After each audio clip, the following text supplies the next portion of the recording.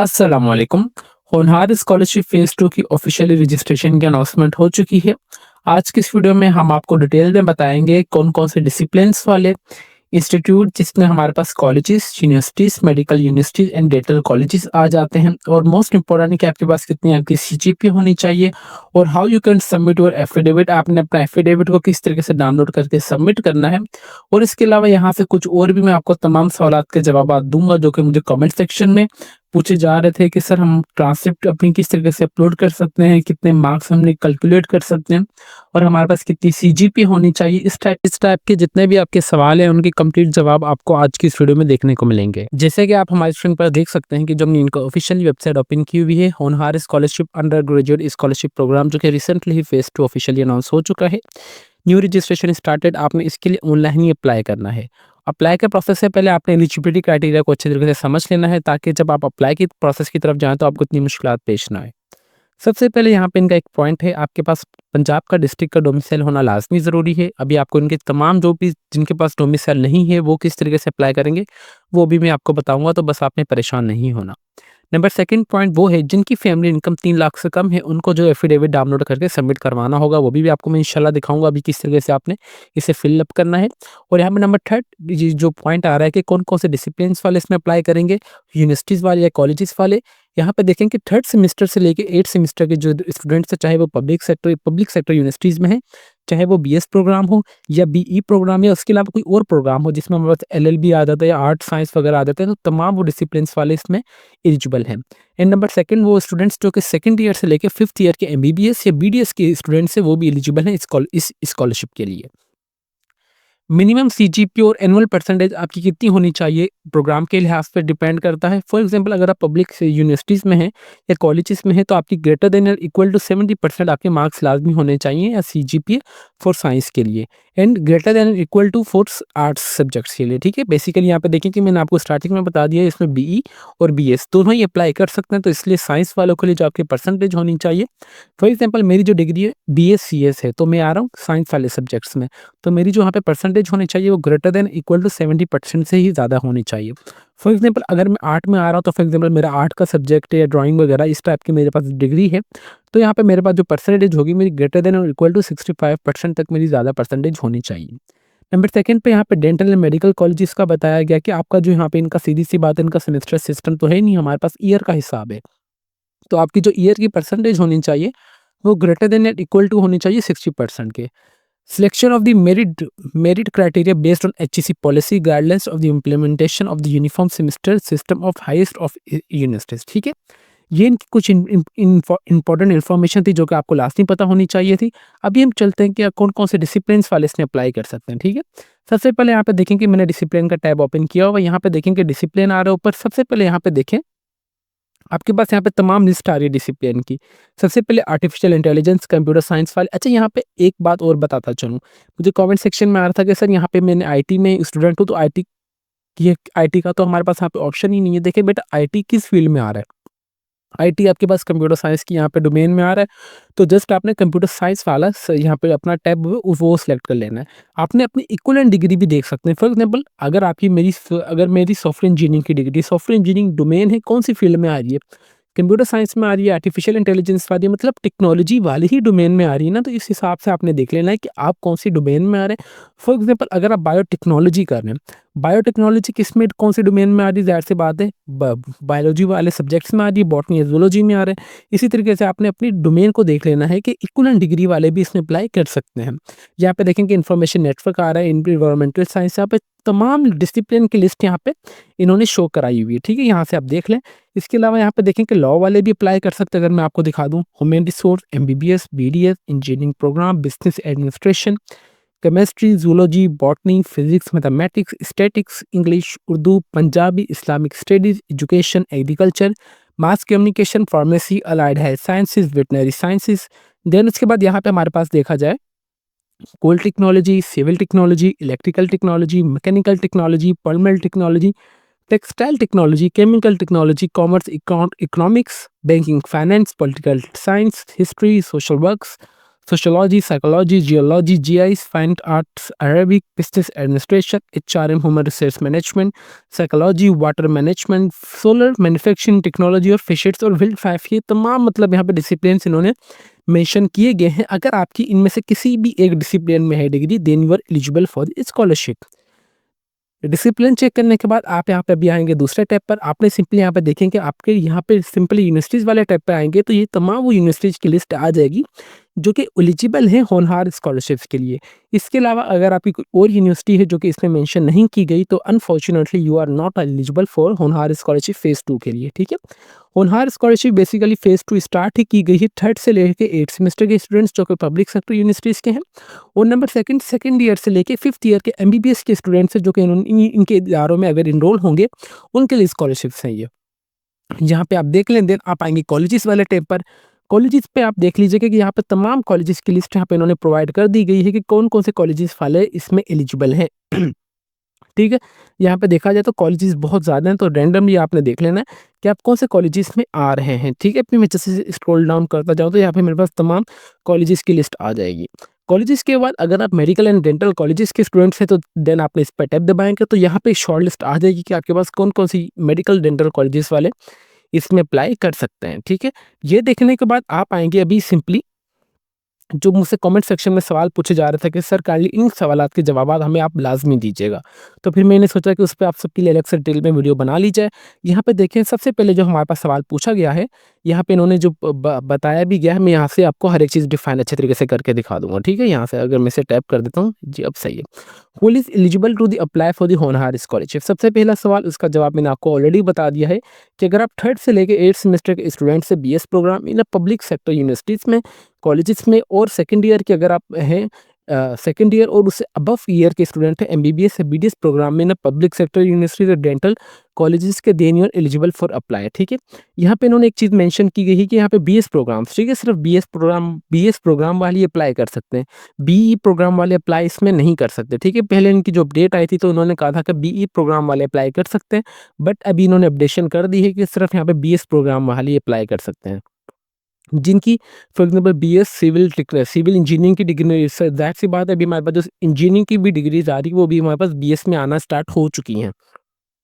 अगर मैं आपको सिंध की बात की जाए तो सिंध में सर सैयद यूनिवर्सिटी आई थी, मैंने उनका नाम सुना था कि वो BS civil technology, Mehran university भी BS civil technology, BS software engineering, मतलब जितनी भी इंजीनियरिंग की यूनिवर्सिटीज़ हैं ना अब वो भी बीएस प्रोग्राम करवा रही हैं इंजीनियरिंग का। ठीक है, बस आपका जो टैग है बीएस बीई से रिमूव होकर बीएस आ जाएगा, तो देन आपने ये चीज़ को देख लेना है। नंबर सेकंड पॉइंट है कैन स्टूडेंट, ये हम पढ़ लेते हैं, can student from private university apply for the scholarship, बिल्कुल नहीं। यहाँ पे जो उन्होंने चीज़ बताई गई है आपने उसी को फॉलो करना है। Not eligible to the set program, इस प्रोग्राम के लिए प्राइवेट यूनिवर्सिटी वाले एलिजिबल नहीं हैं।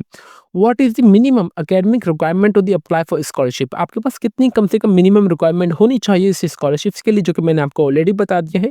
If you are currently studying do in public sector universities या कॉलेजेस में है, then you are greater than 70% आपके मार्क्स होने चाहिए या सीजीपी होनी चाहिए।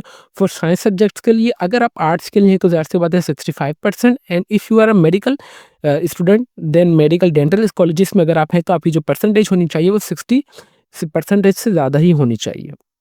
What is the application procedure for the Honhaar scholarships, इसके लिए ऑब्वियसली बात है कि आपने इसके लिए ऑनलाइन ही अप्लाई करना है, जो कि मैंने उस पर अलग से डिटेल में वीडियो बना दी है, जो कि एटलीस्ट हमारी 30 मिनट की वीडियो है। मुझे नहीं लगता कि इतनी डिटेल में वीडियो आपको कहीं और यूट्यूब चैनल पर मिलेगी, क्योंकि मैंने हर एक चीज़ इन डेप्थ आपको इतना बता दी कि मुझे खुद को भी पता नहीं चला कि इतनी बड़ी वीडियो होगी, क्योंकि मुझे हर एक चीज़ अच्छी लग रही थी, मैं उसको एक्सप्लोर करना चाह रहा था, क्या कि मुझे ये ना लगे कि मेरे जो व्यूवर्स हैं उनको किसी चीज़ की कोई परेशानी ना हो।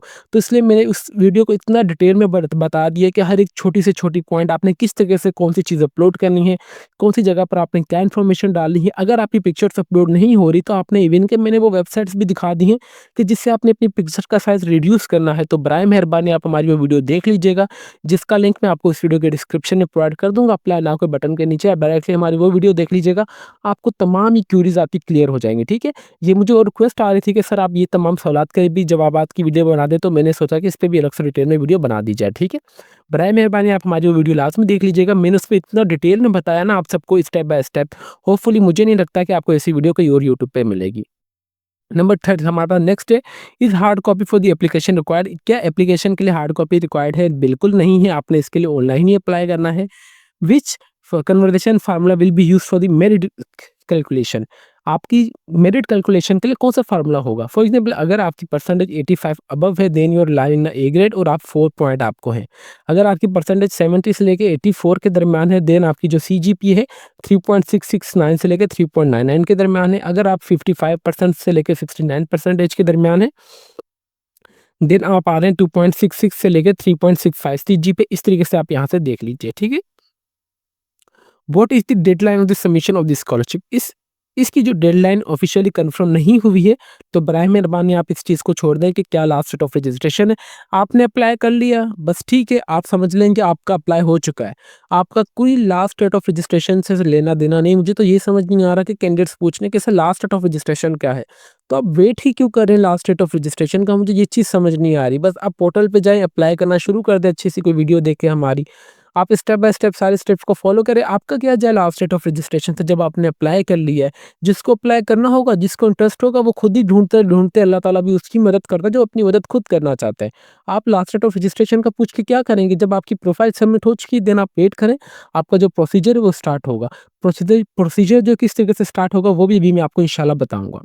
फिर यहाँ पे what is the affidavit requirement for the scholarship? इस स्कॉलरशिप के लिए जो एफिडेविट रिक्वायर्ड है कम से कम देखिए 50 वाला आपके पास एफिडेविट लाज़मी होना चाहिए। बट अनफॉर्चुनेटली जो 50 वाला एफिडेविट अभी कहीं से काफ़ी जगह पर अवेलेबल है और काफ़ी जगह पर अवेलेबल नहीं है। देन आपने 100 वाला जो स्टाम्प पेपर एफिडेविट निकलवाना है। देन उसके ऊपर ये वाला जो वर्ड फाइल है ना, आपने ये वाली सिंपली आपने ये वर्ड फाइल अपने मोबाइल में डाउनलोड करके किसी भी एफिडेविट वाले के पास जाएँगे तो आप उसे दीजिएगा। देन वो अपने वर्ड फाइल में इस तरीके से ओपन करेगा। देन आप उसे ये वाली जगह पर अपने एप्लीकेंट नेम एंड सीएनआईसी यहाँ पे आपने अपना नाम और सीएनआईसी नंबर लिखेंगे। उनको बोल दीजिएगा ये सब कुछ है वर्ड मेल कर दें, ठीक है? मतलब जैसे अभी मैंने ओपन किया हुआ ना, यहाँ पे भी आप देखें, अगर मैं यहाँ से अपना नाम इस तरीके से मैं बोलना चाह रहा हूँ, अभी मैं यहाँ पे अपना नाम लिख दूँगा, ठीक है? इस तरीके से जो भी है। आपने इस तरीके से पहले वर्ड फाइल में अपना ये हर चीज़ कर लेनी है। देन आपने यहाँ पे एप्लीकेंट एड्रेस आपका जो भी मुकम्मल एड्रेस होगा आप वो एंटर करेंगे। आपका क्या सिटी है, पोस्टल कोड है आप वो एंटर करेंगे। यहाँ पे देखें फॉर एग्जांपल आपका सिटी लाहौर है तो आप आएँगे गूगल पे लिखेंगे आप पोस्टल कोड ऑफ लाहौर, तो यहाँ पे कमांड लिस्ट आपके पास शो होके आ जाएगी, ठीक है? इस तरीके से आप अपना postal code easily find out कर सकते हैं। देन उसके बाद यहाँ पे आपने आ रहा है सबसे पहले आप अपना नाम, आप किसके बेटी या बेटा है आपने उनका नाम, आपने सीएनआईसी नंबर यहाँ पे लिख देंगे, CNIC number of the residence of the applicant address. यहाँ पे देखेंगे आपने जो एड्रेस यहाँ पे दिया होगा ना, आपने अपना देख name Umar Ali son of जो भी मेरे वाले साहब का नाम, CNIC number of the residence to be heavily after the declared as follow. अच्छा यहाँ पे आपने अपना सीएनआईसी नंबर इंटर कर देना है, ठीक है?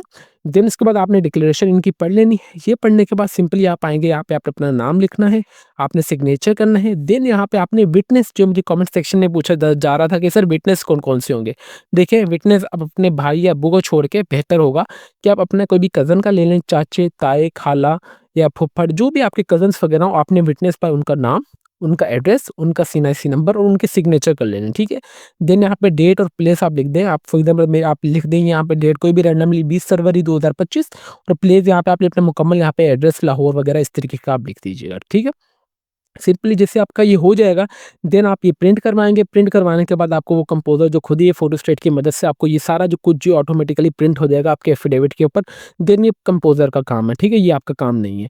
सही है? ये आपको एफ़िडेविट का मैंने बता दी है। व where can be student download affidavit template? आपने टेम्पलेट जो किस तरीके से डाउनलोड करना है वो मैंने आपको अपनी जो प्रीवियस वीडियो है आपने किस तरीके से ऑनलाइन अप्लाई करना है वहाँ पे मैंने आपको बता दिया है। देन अभी यहाँ पे ये मैं चीज़ अगेन रिपीट नहीं करूँगा, ठीक है?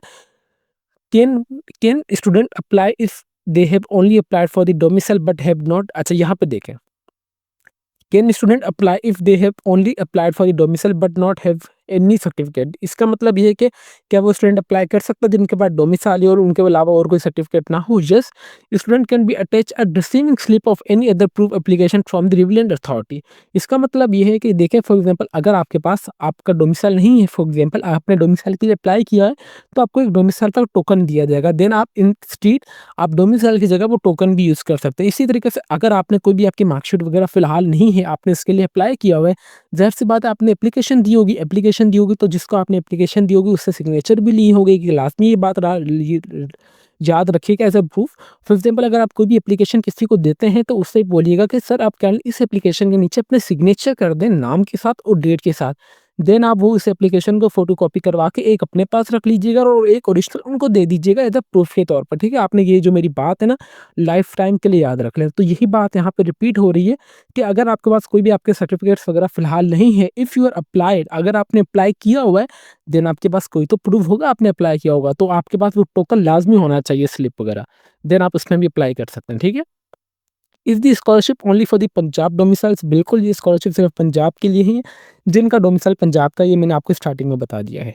How can student select the program that is not list in the scholarships website? देखें, student must be choose the degree program list in the top menu of the list. All the eligible disciplines are mentioned here.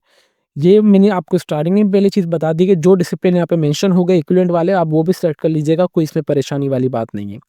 Can student apply using their roll number if they don't have any registration number? ठीक है, yes बिल्कुल, अगर आपके पास आपका roll number नहीं है, then आप proof के तौर पर आपका जो रजिस्ट्रेशन नंबर है आप वगैरह वो भी अपना एंटर कर सकते हैं, बट रोल नंबर तो होता है हर एक किसी का यूनिवर्सिटी का। देन तो ये सवाल था भी नहीं पूछने वाला, बट फिर भी अगर किसी ने पूछा हो तो मैं इसका जवाब दे देता हूँ। और first and second semester students are eligible to the apply? बिल्कुल वो अप्लाई नहीं कर सकते, क्योंकि ये स्कॉलरशिप जो थर्ड से लेके 8वें सेमेस्टर और सेकंड ईयर से लेके एमबीबीएस के फिफ्थ ईयर के जो स्टूडेंट्स हैं उन्हीं के लिए, ठीक है? फेज़ 2 का बेसिकली मकसद ही वही है कि जिनको फेज़ 1 में मिल चुकी है स्कॉलरशिप, अभी उनको नहीं देना, सिंपल सी बात है। How can student correct information after submission application? देखें, student can contact the focal person of the prospective universities and colleges. देखें, मैंने आपको पीछे स्टार्टिंग में हमारी जो ऑनलाइन अप्लाई की वीडियो थी उसमें मैंने आपको बताया था कि जब आप अपनी ऑनलाइन एप्लीकेशन सबमिट कर देंगे ना, आपकी जो एप्लीकेशन जाएगी वो डायरेक्ट एचईसी के पास नहीं जाएगी, आपकी जो ये एप्लीकेशन जाएगी आपका यूनिवर्सिटी का जो फोकल पर्सन होगा उसके पास जाएगी। क्योंकि एप्लीकेशन सबसे पहले, जब तक आपकी एप्लीकेशन जो आपने इन्फॉर्मेशन ऐड की है कि वो आपने एप्लीकेशन आपकी यूनिवर्सिटी के फोकल पर्सन के पास जाएगी, वो भी चेक करेगा कि क्या हमारे पास ये बच्चा अभी इनरोल है, इसकी इतनी परसेंटेज है, इसने इस साल में एडमिशन लिया है, क्या वो इस सेमेस्टर में है या इस डिपार्टमेंट में है या नहीं, वो अच्छे तरीके से वेरीफाइड करके देन आपकी जो है तमाम एप्लीकेशंस फॉरवर्ड हो जाएँगी यूनिवर्सिटी के कोटा के हिसाब से आगे हैक के पास। फिर है कि हायर एजुकेशन कमीशन की जानिब से जिन स्टूडेंट्स को सिलेक्ट किया जाएगा स्कॉलरशिप्स के लिए, वहाँ से जो आप सिलेक्टेड हो जाएँगे। बट जो सारी यहाँ पे मिडल पर्सन जो गेम प्ले करेगा वो आपकी यूनिवर्सिटी का फोकल पर्सन करेगा। अगर फॉर एग्ज़ाम्पल आपको, मैंने पहले तो आप सबको रिकमेंड करूँगा कि आपने कोई गलती करनी ही नहीं है, इसलिए मैंने डिटेल में वीडियो बनाई है। अगर आपसे फॉर एग्ज़ाम्पल कोई गलती हो च गई है, इन दैट केस अल्लाह ना करे अगर आपसे कोई गलती हो गई है, देन आपने अपनी यूनिवर्सिटी के फ़ौरन फोकल पर्सन से राब्ता करना है कि सर मुझसे ये गलती हो चुकी है, बराए मेहरबानी आप इस चीज़ को सही कर लीजिए। बट मैं आपको यही रिकमेंड करूँगा कि आपने कोई गलती करनी ही नहीं है, ठीक है? क्योंकि हम क्यों मौका दें किसी को कोई गलती करने का। Is there only fee of the submitting scholarships application? इसके लिए कोई फीस वगैरह नहीं है, आपने फ्री ऑफ कॉस्ट अप्लाई करना है। Can student from HED colleges apply for this scholarships? बिल्कुल, जो कॉलेजेस एचईसी से रिकग्नाइज्ड हैं वो भी इसमें एलिजिबल हैं। यहाँ पे इनका डिसिप्लिन वगैरह हर चीज़ रिक्वायरमेंट वगैरह वो सेम ही है। What documents are required to upload this scholarship? इस स्कॉलरशिप्स के लिए आपके पास कौन-कौन से डॉक्यूमेंट्स आपके पास होने चाहिए? डॉक्यूमेंट्स, अगर मैंने आप पे अपना पोर्टल ओपन किया जाए तो यहाँ पे अगर मैं ऊपर आऊँ रैंडमली, तो यहाँ पे आ रहा है डॉक्यूमेंट्स वाले टैब पर। डॉक्यूमेंट्स में आपने सबसे पहले यहाँ पे देखें कि आपने 200 केबी का अपने डॉक्यूमेंट्स अपलोड करना है, उसका साइज़ होना चाहिए। सबसे पहले आपने अपने यहाँ पे सिग्नेचर की फ्रंट तस्वीर अपलोड करनी है, बैक तस्वीर अपलोड करनी है। बैक तस्वीर के बाद आपके पास जो भी undergraduate last date result आया होगा आपकी मार्कशीट का, फॉर एग्जांपल अगर मैं 7वें सेमेस्टर में हूँ अभी, तो मेरे पास यहाँ पे जो मेरा रिजल्ट आया होगा लास्ट ईयर का 5वां 6वें सेमेस्टर का, मैं अपनी वो वाली मार्कशीट यहाँ पे अपलोड कर दूंगा। लास्ट रिजल्ट आपने अपलोड करना है जस्ट, ठीक है? देन इसके बाद यहाँ पे आ रहा है कि आपने अपने डोमिसाइल की तस्वीर अपलोड करनी है। Then you upload your affidavit. आपने यहाँ पे अपना जो एफिडेविट होगा ना डाउनलोड करके, अगर आपकी जो सैलरी है वो 3 लाख से ज़्यादा से ज़्यादा कम ही है, तो आपने यहाँ पे एफिडेविट अपलोड कर देना है, ठीक है? इस तरीके से आपने ये चीज़ें 5 चीज़, ये देखें इन्होंने बाकायदा सवाल पूछा गया था, मैंने यहाँ पे आपको बाकायदा प्रैक्टिकली ये जवाब भी दे दिया है इसका। How will be student be notify about the status of the application? Student को किस तरीके से पता चलेगा कि उनकी जो एप्लीकेशन है वो कहाँ पे पहुँच गई है या कहाँ पे नहीं? Student will be notice by email through the updates on PHEC portal. आपको स्टार्टिंग में बताया था कि आपने अपना मोबाइल नंबर और आपने ईमेल एड्रेस, ये दोनों चीज़ें एक्टिव दीजिएगा ताकि आपको जो भी फर्दर अपडेट्स वगैरह हैं आपको इन्हीं दोनों चीज़ों पर आएँ। Can student apply for scholarships if any year their final year? जी बिल्कुल, अगर स्टूडेंट कोई भी फाइनल ईयर में है, चाहे वो 8वें सेमेस्टर में हो या 5वें सेमेस्टर का 5वें ईयर में हो, एमबीबीएस के, बीडीएस के, वो भी अप्लाई कर सकते हैं लास्ट ईयर वाले भी। जब इन्होंने एक चीज़ बता दी है तीसरे सेमेस्टर से लेके 8वें सेमेस्टर के स्टूडेंट्स के लिए, देन इनफ, ठीक है? यूज़ योर माइंड स्किल्स, आप अपने माइंड स्किल्स को यूज़ करें। जब इन्होंने एक चीज़ बता दी कि 8वां सेमेस्टर तक इसमें अप्लाई कर सकते हैं, देन उसके बाद आपने ये सवाल वैसे तो इसका जवाब देने की ज़रूरत नहीं थी, बट फिर भी मैंने इस चीज़ का दे दिया आप सबको जवाब, ताकि आप सब जो रिलैक्स हो जाएँ और अच्छे तरीके से आपकी जो भी क्वेरीज़ वगैरह आप फ्री टू फील जो है मुझसे कमेंट सेक्शन में पूछिएगा, मैं आपके तमाम सवालात के जवाबात फिर भी देता रहूँगा। Can a student who already receiving the fee waivers final assessment of the another government agency of the department apply for the होनहार scholarships? यहाँ पे देखें कि इसका जवाब क्या इन्होंने दिया हुआ है कि नहीं, इसके अलावा अगर आपने कोई भी स्कॉलरशिप्स वगैरह या पहले से ली हुई है वो एलिजिबल नहीं है इस स्कॉलरशिप्स के लिए, ठीक है, आपने यहाँ से देख ले। फिर are student from the affiliated colleges और the private colleges eligible for the apply for the Honhaar scholarships? No. यहाँ पर देखें कि कोई भी प्राइवेट कॉलेजेस वाले चाहे वो देखें are student from affiliated colleges और प्राइवेट कॉलेजेस एलिजिबल, यहाँ पे देखें कि कोई भी प्राइवेट कॉलेजेस वाले या यूनिवर्सिटीज़ वाले एलिजिबल नहीं है होनहार स्कॉलरशिप्स के लिए। What is the financial coverage under the Honhaar scholarships? होनहार scholarships only covers the tuition fee, boarding loading and the other related expense will not be including the scholarships. इसका मतलब ये है कि आपका यूनिवर्सिटी की जो भी ट्यूशन फीस होगी ना, फॉर एग्जाम्पल मेरी जो इस सेमेस्टर की फीस आप अंदाज़ा लगा लें 90,000 है। 90,000 में मेरे पास लाइब्रेरी चार्जेस भी होंगे, मेरे पास वही यहाँ पे स्पोर्ट्स के भी होंगे, कुछ और भी चार्जेस वगैरह होंगे, ठीक है?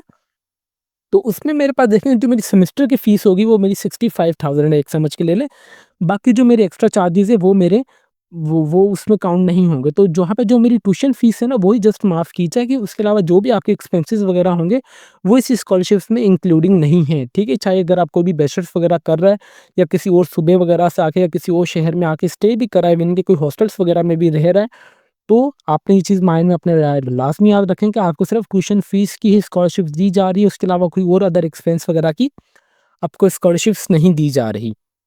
उम्मीद करते हैं कि आप सबको कंप्लीट प्रोसेस समझ आ चुका होगा कि कौन-कौन से डिसिप्लिन्स वाले इंस्टीट्यूट वाले इसमें अप्लाई कर सकते हैं। ये भी मैंने आपको बता दिया है कि किस तरीके से आपने इंस्टीट्यूट की लिस्ट देखनी है, कॉलेजेस की, यूनिवर्सिटीज़ की, और आपने डिसिप्लिन को किस तरीके से चेक करना है। और यहाँ पे मैंने आपको ये भी बता दिया कि कौन-कौन से डॉक्यूमेंट्स आपने अपलोड करने हैं, क्या उसका साइज़ होना चाहिए। मैं आपको अगेन रिपीट करूँगा कि बराए मेहरबानी इट्स अ हम्बल रिक्वेस्ट, आप हमारी वो वीडियो लाज़मी देख लीजिएगा। मैं आपको इंशाल्लाह उसका लिंक इस वीडियो के डिस्क्रिप्शन में लाज़मी दे दूँगा, ताकि मैं ये नहीं चाहता कि किसी भी की भी जो एप्लीकेशन है वो रिजेक्शन का सामना बने या किसी से भी बाय चांस कोई ना कोई मिस्टेक हो जाए, ठीक है? देखिए हम भी इंसान हैं, शायद मैंने कुछ वीडियो में ऐसे वर्ड बोल दिए हों, शायद आपको बुरे लगे हों कि आपने कोई गलतियाँ वगैरह नहीं करनी, मैच्योरिटी लेवल अपने अंदर लाएँ। तो ये देखिए अगर मैंने ये बातें की हैं ना आप सबके लिए फ़ायदे के लिए की हैं। कुछ टाइम के लिए मैं जानता हूँ कि ये बातें आपको लगेंगी कि ये क्यों इस तरीके से बात कर रहा है, बट ये हकीकत बात है, ठीक है? अभी हमें इस चीज़ को समझ जाना चाहिए। अगर कोई मैं आप देखें मैं आप सबका ही फ़ायदा करना चाह रहा हूँ कि आप अगर कोई गलती नहीं करेंगे इसमें आप सभी का ही फ़ायदा हो रहा होगा, और आप ये जो रिजेक्शन वाला जो है ना उस प्रोसेस से भी आप बच जाएँगे, और आपकी जो एप्लीकेशन है वो आपके फोकल पर्सन के पास जो है अच्छे तरीके से भी पहुँच जाएगी, और उसको भी लगेगा कि यार जिस एप्लीकेशन बच्चे ने एप्लीकेशन दी है वो सिंसियर है। ज़ाहिर-सी बात है सिंसियर बच्चे वही होते हैं जो मिस्टेक करना नहीं चाहते, जो कि रिसर्च वगैरह करके अपना अप्लाई का प्रोसेस करेंगे, ठीक है? तो बराए मेहरबानी आपने अच्छे तरीके से जब आप रिलैक्स हो जाएँ, आपने अपने तमाम डॉक्यूमेंट्स अपने पास लाज़मी रखने हैं। देन ही आप ऑनलाइन अप्लाई कीजिएगा। मैं अब ये तमाम आपने देखने के बाद जस्ट आप आएँगे लॉगिन पर। जैसे आप लॉगिन पर आएँगे तो यहाँ पे देखेंगे मेरा अकाउंट पहले से बना हुआ है, तो मैं यहाँ पे कर देता हूँ आप सबके लिए लॉग आउट। लॉग आउट करने के बाद यहाँ पे देखेंगे होनहार स्कॉलरशिप साइन इन का मेरे पास ऑप्शन आ चुका है। यहाँ पे देखें सबसे पहले आपका अकाउंट बना हुआ है तो ठीक है, अगर आपका अकाउंट नहीं बना हुआ है तो just you click on registered. जैसे आप रजिस्टर्ड वाले बटन पे दबाएंगे तो सबसे पहले यहाँ पे आ रहा है कि क्रिएट एन अकाउंट, यहाँ पे देखें। देन उसके बाद यहाँ पे पाकिस्तान को आपने नहीं छेड़ना, देन आपने यहाँ पे आ जाना इंस्टीट्यूट में। यहाँ पे अभी आपने कोई भी गलती नहीं करनी। आप देख लें कि आप कौन सी यूनिवर्सिटीज़ में हैं, कॉलेजेस में या मेडिकल कॉलेजेस में। फॉर एग्जांपल मैं यूनिवर्सिटी में हूँ तो यहाँ पे मैं यूनिवर्सिटी करूँगा। यूनिवर्सिटी के बाद यहाँ पे तमाम वो एलिजिबल यूनिवर्सिटीज़ की लिस्ट आ जाएँगी, जिनका नाम एलिजिबल होगा वो यहाँ पे आ जाएँगी। आपने अपनी यूनिवर्सिटी का देख लेना है। मैं यहाँ से रैंडमली कोई भी ले लेता हूँ आप सबके लिए। देन यहाँ पे बराए मेहरबानी जो भी आपका सीएनआईसी नंबर होगा ना, रजिस्ट्रेशन आपने खुद के नाम से करनी है। आपने अपना यहाँ पे सीएनआईसी नंबर यहाँ पे एंटर कर देना है। अब फॉर एग्जांपल अगर आपके पास सीएनआईसी नहीं है, देन आपके पास बे फॉर्म तो है, बे फॉर्म पे आपका सीएनआईसी नंबर इशू होगा। आपने अपना यहाँ पे सीएनआईसी नंबर या बे फॉर्म नंबर यहाँ पे एंटर कर देना है, और विदाउट डैश आपने एंटर करना है, ठीक है? यहाँ पे ये चीज़ इन्होंने मेंशन की गई है। देन उसके बाद यहाँ पे आप अपना एक्टिव ईमेल एड्रेस बराए मेहरबानी लाज़मी दीजिएगा, ताकि आपको जो भी फर्दर अपडेट्स वगैरह हैं वो आपको आपके ईमेल एड्रेस पर ही आएँ। देन उसके बाद यहाँ पे आपने पासवर्ड, देन कन्फर्म पासवर्ड आपने एंटर करने के बाद जस्ट आपने सबमिट वाले बटन पे दबाएँगे तो आपके पास जो नेक्स्ट पेज ओपन होके आ जाएगा कि आपकी जो रजिस्ट्रेशन है वो सक्सेसफुली हो चुकी है। देन आप आएँ साइन इन पर, और आपने अपना जस्ट यहाँ पे यूज़र नेम और पासवर्ड आप एंटर करेंगे। आपका जो इंटर कैसे करेंगे तो आपका जो पोर्टल है वो ओपन होकर आ जाएगा। ठीक है, अकाउंट ओपन करने के बाद यहाँ पे देखेंगे आपके पास आ रहा है, यहाँ पे देखें welcome to the online portal मेरे पास यहाँ पे लिखा हुआ आ रहा है और यहाँ पे एक चीज़ यहाँ पे इन्होंने मेंशन की गई है जिसके ऊपर स्टेरिक बना हुआ है ना स्टार, आपने उसे लास्ट में फिलअप करना है। लास्ट में फिलअप करने के बाद यहाँ पे देखें कि आपकी जगह 3 लाख से सैलरी कम है, मंथली इनकम अगर आपकी कम है देन आपने एफिडेविट यहाँ से डाउनलोड कर लेना है, जो कि आपको मैं ये वर्ड फाइल में आपको दिखा देता हूँ आपने किस तरह से फिलअप करना है। देन उसके बाद एलिजिबिलिटी क्राइटेरिया ये तमाम वही सेम है जो कि मैंने आपको अभी रिसेंटली पीछे पढ़ के बता दिया है। देन अभी यहाँ पे मैं ये चीज़ रिपीट नहीं करूँगा, जस्ट मैं यहाँ पे नेक्स्ट वाले बटन पे दबा दूंगा। नेक्स्ट वाले बटन पे दबाने के बाद यहाँ पे देखें सबसे पहले मैं यहाँ पे एलिजिबिलिटी क्राइटेरिया पे देन अभी मैं आ चुका हूँ पर्सनल डिटेल में।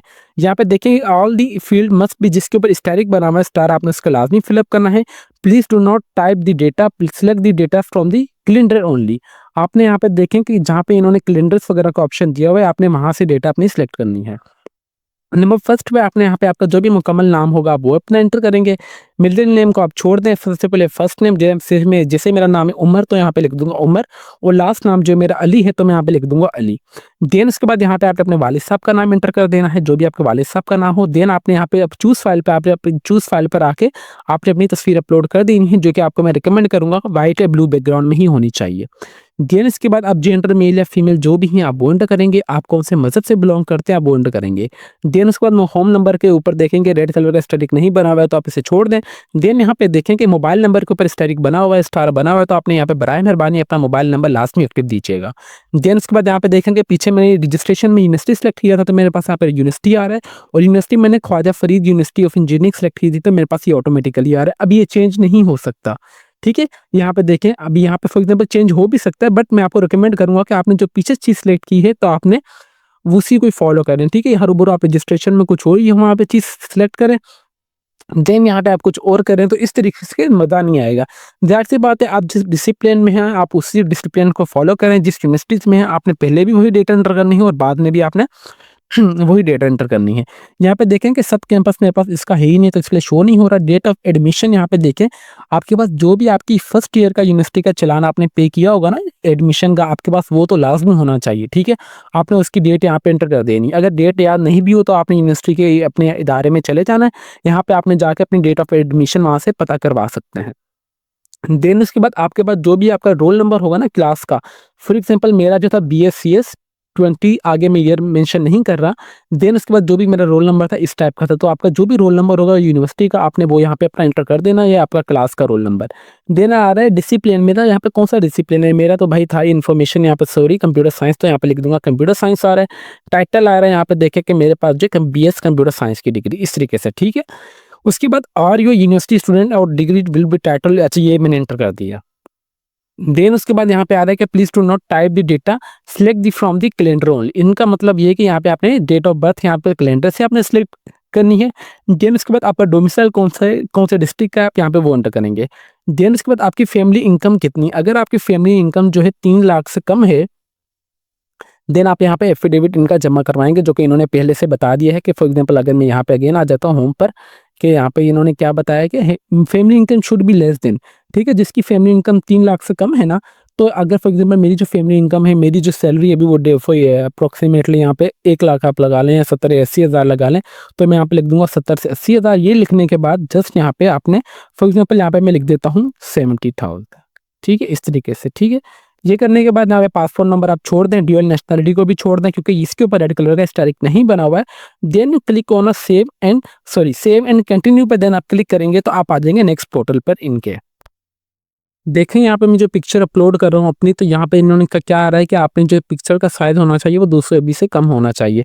तो आपने मैक्सिमम साइज इसको यहाँ से कॉपी कर लेना है। देन आपने Ctrl+C के बाद just to come on in other tab and you paste it. जैसे पेस्ट करेंगे तो आपके पास यहाँ पे ऑटोमेटिकली AI की मदद से वेबसाइट ओपन होकर आ जाएगी। कोई भी यहाँ पे देखेंगे रिजाइज इमेज टू, आपने सिंपली इस पर क्लिक करेंगे, आपके पास जो भी आपकी इमेज होगी वो ऑटोमेटिकली AI की मदद से जस्ट टू अपलोड एंड आपकी जो इमेज का साइज है वो रिसाइज होकर आ जाएगा आप सबके सामने। तो आपने इस चीज़ के लिए भी आपकी मैंने परेशानी हल कर दी है कि आप मुझसे पूछे ना कि सर हमारी जो पिक्चर अपलोड नहीं हो रही, आपकी जो पिक्चर का साइज है वो 200 KB तक ही होना चाहिए लाजमी। ये देखिए जैसे ही मैंने यहाँ पे पिक्चर अपनी अपलोड की, इमेज अपलोडेड सक्सेसफुल यहाँ पे ऑप्शन आ चुका है। यहाँ पे मैंने जो अपनी इमेज का रिसाइज जो कम किया वो इसकी वेबसाइट के थ्रू ही किया है, ठीक है। आपके पास इस तरीके का ऑप्शन आ जाएगा कि जो आपकी तस्वीर है वो अपलोड हो चुकी है। पर्सनल इन्फॉर्मेशन ऐड करने के बाद आप यहाँ पे ऑटोमेटिकली एड्रेस पर आ जाएंगे। एड्रेस पे यहाँ पे अगेन चीज मेंशन की गई है जिसके ऊपर स्टैटिक बना हुआ है, आपने इसे लाजमी फिलअप करना है। एड्रेस में आ रहा है कंट्री मेरे पास पाकिस्तानी है, रीजन मेरे पास क्या है यहाँ पे पंजाब है, तो यहाँ पे लिख दूंगा पंजाब। डिस्ट्रिक्ट कौन सा है, गुजरावाला, मैं यहाँ पे वो एंटर करूंगा। सिटी यहाँ पे कोई भी रैंडम, यहाँ पे आपका जो भी आपका एड्रेस वगैरह हो आप यहाँ पे वो अपना एंटर कर लें, ठीक है। मेरे पास फॉर एग्जाम्पल यहाँ पे एक एड्रेस है, मैंने यहाँ पे रैंडम लिख लिया हुआ है, तो मैं यहाँ पे वो एंटर कर दूंगा, ठीक है। यही अगर मेरा परमानेंट एड्रेस भी है तो यहाँ पे मैं अगेन यही चीज़ इंटर कर दूंगा, तो यहाँ पे सिंपली यही जो मेरा टाइम है वो बच जाएगा अगेन से, ठीक है। इस तरीके से आप देख ले रहे हैं। यहाँ पे देखें तो आपके पास परमानेंट एड्रेस होता है, जो भी आपका सीएनआईसी होगा आपके उसके पीछे जो लिखा होता है वो आपका बेटा देखे परमानेंट एड्रेस है। और मेलिंग एड्रेस फॉर एग्जाम्पल यहाँ पे देखें, मेरा जो permanent address for example demo के तौर पर ले लिया मेरा लाहौर का है, बट अभी मेरी जो सॉफ्टवेयर हाउस में जॉब चल रही है वो मेरी फैसलाबाद में चल रही है। तो यहाँ पे देखिए मेरा जो परमानेंट एड्रेस होगा मैं यहाँ पे लाहौर का लिखूंगा, बट अभी मैं रह रहा हूँ फैसलाबाद क्योंकि मेरी जॉब चल रही है, तो अभी मेरी फॉर एग्जांपल मेरी फैमिली वहाँ शिफ्ट हो चुकी है, डेमो के तौर पर आप समझ लें। देन अभी मैं जो भी रिक्वायरमेंट वगैरह आपको एड्रेस वगैरह चाहता हूँ, फॉर एग्जांपल कोई फर्दर अपडेट्स चाहता हूँ ईमेल के थ्रू या वो मुझे पोस्टल करेंगे, तो मेरी यहाँ पे फैसलाबाद वाले एड्रेस पर आए तो मैं यहाँ पे अपना फैसलाबाद का वो वाला एड्रेस लिख दूंगा, ठीक है। इस तरीके से आपने ये दोनों चीज़ें करने के बाद just to click save and continue. जैसे आप सेव एंड कंटिन्यू पे दबाएंगे तो यहाँ पे आप आ जाएंगे एजुकेशन वाले टैब पर। एजुकेशन टैब पर आएंगे तो सबसे पहले आप अपनी यहाँ पे मैट्रिक इन्फॉर्मेशन ऐड करेंगे, then you enter your secondary school certification, ठीक है, हायर सेकेंडरी। देन उसके बाद आपके पास जो भी आपकी यूनिवर्सिटी की डेटा आएगी आप वहाँ पे एंटर करेंगे। फॉर एग्जांपल मैट्रिक मेरे पास यहाँ पे मैं लिख दूंगा मैट्रिक, कौन से इदारे से मैंने की है, कौन सा डिसिप्लिन था मेरा, यहाँ पे साइंस था तो मैं यहाँ पे साइंस लिख दूंगा, कितने नंबर आया आपके, कितने नंबरों में से आप वो एंटर करेंगे। देन उसके बाद हायर सेकेंडरी एजुकेशन जो कि इंटरमीडिएट है, इंटरमीडिएट आपने देखें किस में की है। आपने फॉर एग्जाम्पल मैंने की है इंटरमीडिएट, सिंपली आप यहाँ पे इंटरमीडिएट कर दीजिएगा। आपने कौन से बोर्ड से किया वो इंस्टीट्यूट का नाम यहाँ पे आपको बोर्ड का नाम लिखिएगा, ठीक है। देन उसके बाद आपने कौन से डिसिप्लिन में की है, मैंने यहाँ पे की है साइंस में, तो यहाँ पे मैं लिख दूंगा साइंस। फॉर एग्जाम्पल कितने नंबर आए थे मेरे और कितने नंबरों में से मैं वो यहाँ पे एंटर कर दूंगा। देन उसके बाद आ रहा है कि undergraduate degree program for this semester for this system, अच्छा for the semester system, enter the obtained total CGP of the all the previous system up to the current semester. For example, if you are in a 5th semester, then enter the obtained the total CGP of the previous 4th semester. For the annual system, enter the obtained and the total marks of the previous year up to the currently year. यहाँ पे देखेंगे फिर यहाँ पे मेरे पास जो है यहाँ पे सेमेस्टर या मेरे पास देखिए एनुअल सिस्टम है CGPA का। करंट एनुअल से ईयर की जो मेरी कितनी CGPA आई है अभी देखें। करंट एनुअल ईयर मेरे पास अभी फॉर एग्जाम्पल मेरा जो एनुअल ईयर चल रहा है वो मेरा चल रहा है 4th, क्योंकि मैं 20 प्रोग्राम हूँ, आप ये समझ लें। देन उसके बाद यहाँ पे देखेंगे फर्स्ट ईयर ऑब्टेन मार्क्स यहाँ पे देखें मैंने फॉर एग्जाम्पल यहाँ पे अगर मैं सेमेस्टर सिस्टम करता हूँ, सेमेस्टर के बाद यहाँ पे आ रहा है कि मेरे पास फॉर एग्जाम्पल अभी मैं कौन से सेमेस्टर में हूँ, करंट सेमेस्टर में मेरे पास जो भी सेमेस्टर चल रहा है वो 7वां चल रहा है। जैसे मैंने 7वां सेमेस्टर ओपन किया तो मेरे पास यहाँ पे देखेंगे ऑब्टेन CGPA, टोटल CGPA, और यहाँ पे इस तरीके से आपने इस चीज़ को देख लेना है। For this semester system, enter the obtained and total CGPA of the previous system up to the current system। अगर आप यहाँ पे सिस्टम यहाँ पे करते हैं तो देन आपकी जितनी भी फॉर एग्जाम्पल यहाँ पे देखें मैंने 7वां सेमेस्टर किया है तो पिछले मेरे भाई टोटल कितनी भी सेमेस्टर की CGPA आई है मैंने उसे कैलकुलेट करके यहाँ पे एंटर करनी है। फॉर एग्जाम्पल अगर यहाँ पे जो मैं 5th सेमेस्टर में हूँ तो inter the CGPA of the total previous 4 semester. अगर मैं यहाँ पे देखेंगे इन्होंने डेमो के तौर पर कहा कि अगर आप 5-6 सेमेस्टर की स्टूडेंट हैं देन आपने जितनी भी आपकी लास्ट ईयर 4 सेमेस्टर की CGPA है ना आपने वो यहाँ पे इंटर करनी है। For the annual system enter the obtain the total marks of the previous 4 years up to the current year. यहाँ पे आपको मैं रिकमेंड करूंगा कि आप एनुअल सिस्टम पर ही जाएं, क्योंकि यूनिवर्सिटी का जो हिसाब होता है वो आपका एनुअल सिस्टम पर ही होता है, CGPA पर ही होता है। देन यहाँ पे देखें करंट एनुअल ईयर, मेरे पास अभी एनुअल ईयर कौन सा चल रहा है, मेरे पास फॉर एग्जांपल चल रहा है 4, तो यहाँ पे लिख दूंगा 4। यहाँ पे देखिए ऑब्टेन मार्क्स, अच्छा first year obtain marks, first year total marks. यहाँ पे देखिए फर्स्ट ईयर मेरे पास आपके पास जो मार्कशीट होती है ना आपके पास वहाँ पे दोनों चीज़ें मेंशन की गई होती हैं, आपके कितने नंबरों में से कितने नंबर आए, एंड नंबर सेकंड आपके पास परसेंटेज शो होती है, नंबर थर्ड आपके पास CGPA शो होती है। अभी जैसे मैंने यहाँ पे एनुअल सिस्टम किया है तो यहाँ पे देखें एनुअल सिस्टम में मेरे पास कितने का है कि मेरे पास फॉर एग्जांपल जो फर्स्ट ईयर था उसमें मेरे पास जो टोटल सब्जेक्ट थे फर्स्ट ईयर में मेरे पास 2 सेमेस्टर थे, first semester and second semester. तो मेरे पास फर्स्ट सेमेस्टर में 6 सब्जेक्ट थे, नंबर सेकेंड सेमेस्टर में मेरे पास टोटल 5 सब्जेक्ट थे। फर्स्ट सेमेस्टर में मेरे नंबर थे 1000 में से 900 डेमो के तौर पर, और जो सेकंड सेमेस्टर मेरा जो था उसमें थे मेरे 1200 में से मेरे 1000 नंबर थे, तो 1000 और 900 1900 नंबर हो गए। तो यहाँ पे कितने लिख दूंगा ऑब्टेन मार्क्स 1900, टोटल कितने हो गए, एक मेरे 1200 थे और एक मेरे 1000 थे, टोटल 2200 हो गए। तो यहाँ पे लिख दूंगा टोटल मार्क्स 2200। इस तरीके से आपने अपनी कैलकुलेशन कर लेनी है, ठीक है? मैंने आपको इवन का ये भी बता दिया है। इन द केस ऑफ अगर आप ओ लेवल, ए लेवल के इक्विवेलेंट आपके पास सर्टिफिकेट्स वगैरह हैं, तो आप वो भी should be upload in a document tab में आप जाके यहाँ पे जो डॉक्यूमेंट टैब आएगा, इसमें भी आप जाके अपने डॉक्यूमेंट्स अपलोड कर सकते हैं, ठीक है? उम्मीद करते हैं कि आपको ये वाली चीज़ जो है ना, आपने लाज़मी फिल अप अच्छी तरीके से करनी है। आप पहले इस चीज़ के लिए टाइम ले लें, आराम से इस चीज़ के बारे में सोचिएगा, देन ही आपने इस चीज़ को फिल अप करना है। आप ये ना कि आप कोई भी गलती कर दें, तो आपकी जो एप्लीकेशन फॉर्म है, वो रिजेक्शन का भी सामना कर सकती है। ठीक है, जैसे आप अपनी एजुकेशनल इन्फॉर्मेशन ऐड कर देंगे, देन आपके पास जो है लास्ट देन जैसे आप डॉक्यूमेंट्स वाले सेक्शन पे आएंगे, तो यहाँ भी एक चीज़ उन्होंने साफ साफ मेंशन की गई है, image size should be execute 200, मतलब 200 के बी तक आपका जो इमेज का साइज़ होना चाहिए। जस्ट आपने इस लाइन को कॉपी करना है। कॉपी करने के बाद आपने सिंपली इस लाइन को जैसे गूगल पे पेस्ट करेंगे, तो आपके पास ऑटोमेटिकली एआई की मदद से यहाँ पे एक वेबसाइट ओपन होकर आ जाएगी, यहाँ पे रिसाइज इमेजेस के नाम से। जस्ट आपने यहाँ पे अपने डॉक्यूमेंट्स अपलोड करने हैं और आप अपने हिसाब से जो इसे रिड्यूस साइज कर सकते हैं। सबसे पहले यहाँ पे हमारे पास ऑप्शन आ रहा है कि आपने अपने यहाँ पे सीनासी की फ्रंट तस्वीर अपलोड करनी है। आपने सिंपली चूज़ फाइल पे आएंगे, तो यहाँ पे आके आपने जो सीनासी की तस्वीर अपलोड कर देनी है। देन आपने यहाँ पे सीनासी की बैक तस्वीर भी आपने अपलोड कर देनी है। अगर फॉर एग्जांपल आपके पास अभी सीनासी नहीं है, आपने सीनासी के लिए अप्लाई वगैरह किया हुआ है, तो देन आप इन डेट केस आपके पास जो टोकन होगा सीनासी का, वो आप यहाँ पे अपलोड कर सकते हैं, बे फॉर्म की तस्वीर भी, ठीक है।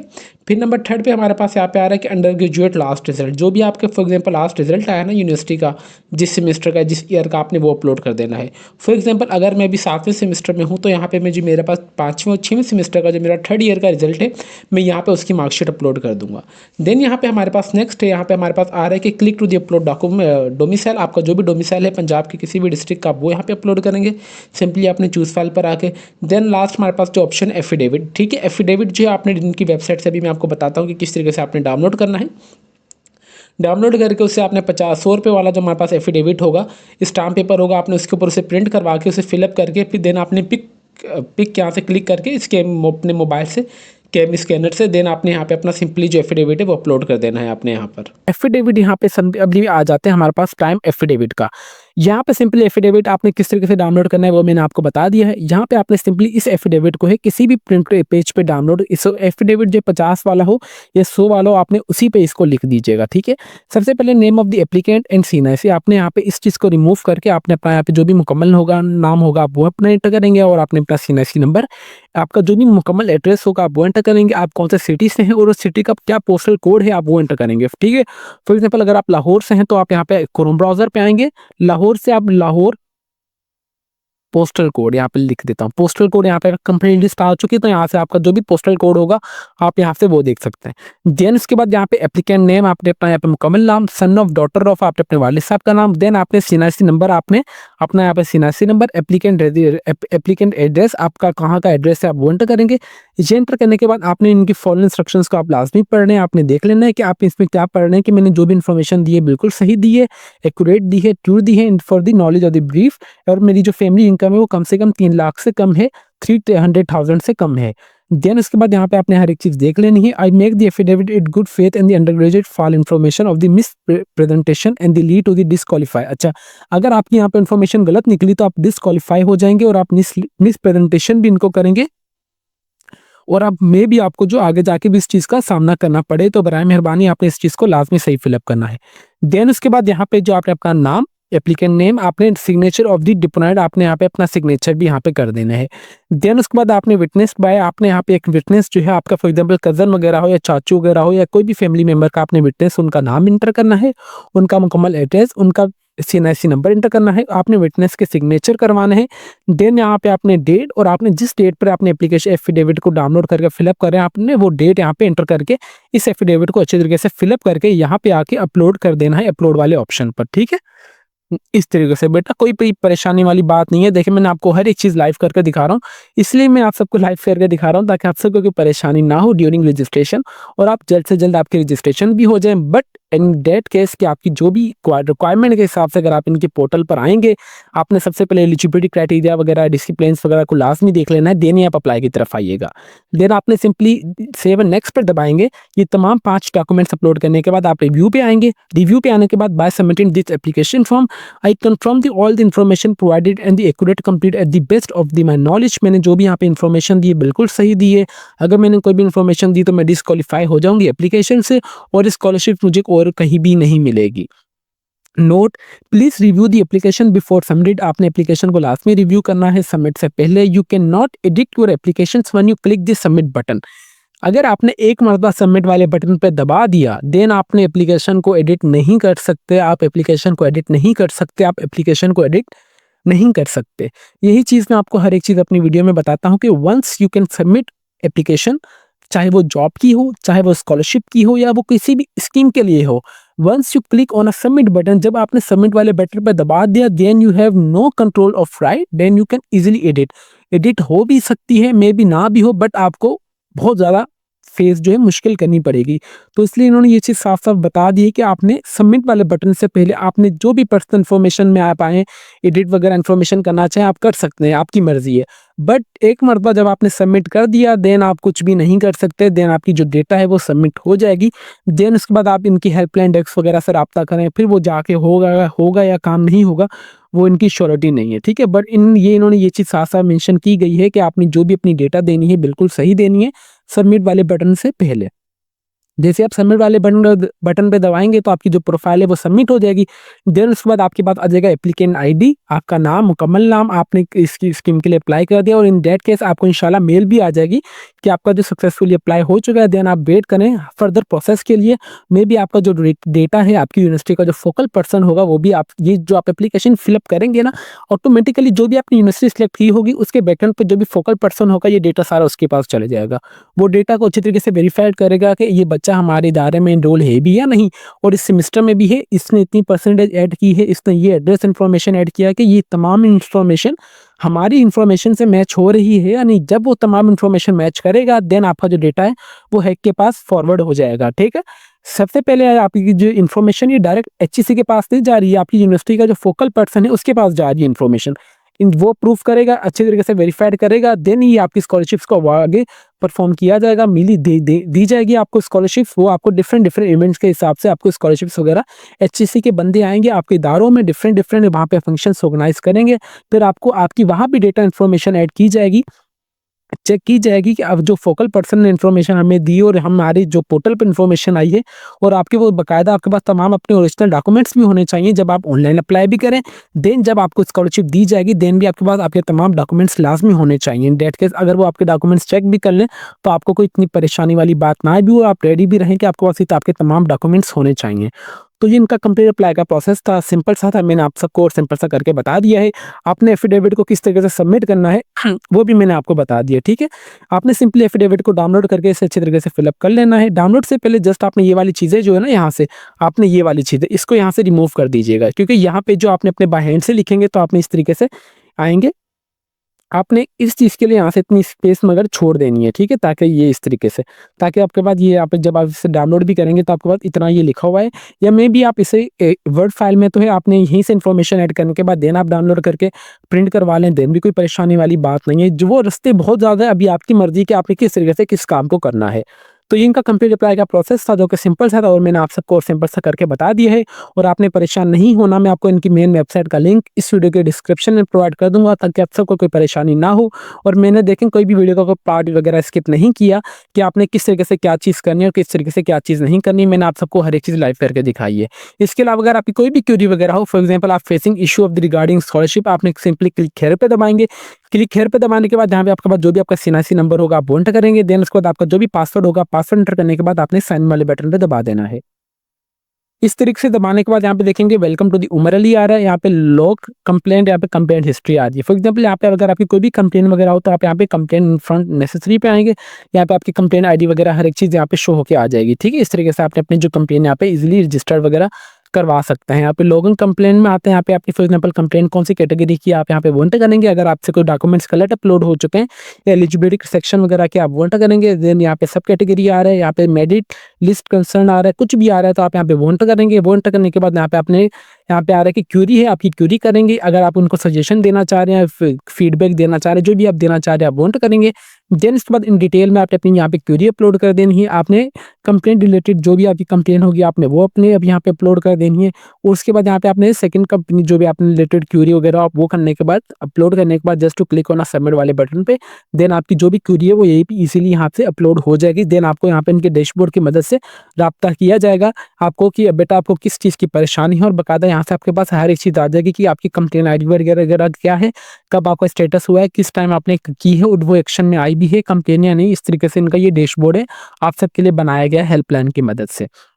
बट मैं आपको यही चीज़ रिकमेंड करूँगा कि मैंने आपको हर एक चीज़ बता दी है लाइव करके कि आपने किस तरीके से क्या चीज़ एंटर करनी है। अगर आप एलिजिबल हैं स्कॉलरशिप्स के लिए देने, आप अप्लाई करें। हरू-भरू आप इस चीज़ में फँसे ना, आपने हरू-भरू यहाँ पे कोई इन्फॉर्मेशन गलत दे दी, देन इन केस वो डॉक्यूमेंट्स जाके आगे वेरीफाइड होंगे तो आपके लिए बहुत ज़्यादा परेशानी का सामना भी ये चीज़ बन सकती है। तो ये इनका कंप्लीट अप्लाई का प्रोसेस था जो कि सिंपल सा था और मैंने आप सबको और सिंपल सा करके बता दिया है। उम्मीद करते हैं कि आप सबको कंप्लीट अप्लाई का प्रोसेस समझ आ चुका होगा।